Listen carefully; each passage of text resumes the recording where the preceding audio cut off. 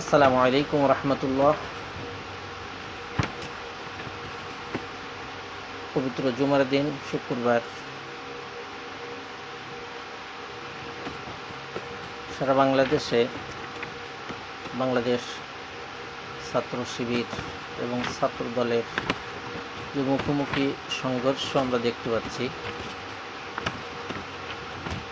আমি আমার ছাত্র দলের ভাইদেরকে বলতে চাই, ছাত্র শিবির ছাত্র দল আসুন আমরা একসঙ্গে মিলেমিশে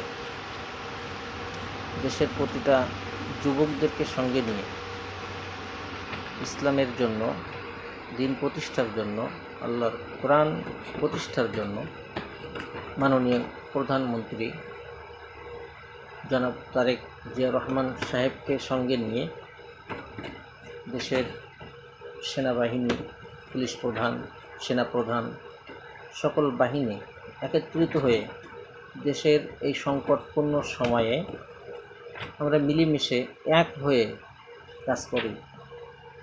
দেশের উন্নয়ন হবে, দেশের জন্য ভালো হবে, দেশের প্রতিটি মানুষ ভালো থাকবে। চুরি, রাহাজানি, চাঁদাবাজি, দখলদারি, হত্যা, মানুষকে পিটিয়ে মারা, এই যে একটা জঘন্য কাজ বাংলাদেশে চলতেছে, সামান্য পাঁচ টাকা, 10 টাকা, 50 টাকা, 500 টাকা, 1000 টাকা চুরির কারণে একটা জান বাউড়ি মেরে ফেলাচ্ছে। আসলে এইভাবে মানুষকে আমরা যে বাউড়ি মেরে ফেলাচ্ছি, আমরা কয়জন মানুষ তৈরি করতে পারবো? একজন মানুষ কখনো আমরা তৈরি করতে পারবো না।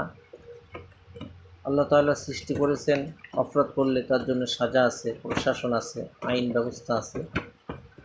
আমরা আইনের মাধ্যমে তাদেরকে শাস্তির ব্যবস্থা করতে পারি, কিন্তু এইভাবে মানুষকে নির্মমভাবে বাউড়ি মেরে ফেলা, এটা কোনো আইন আছে বলে আমার মনে হয় না।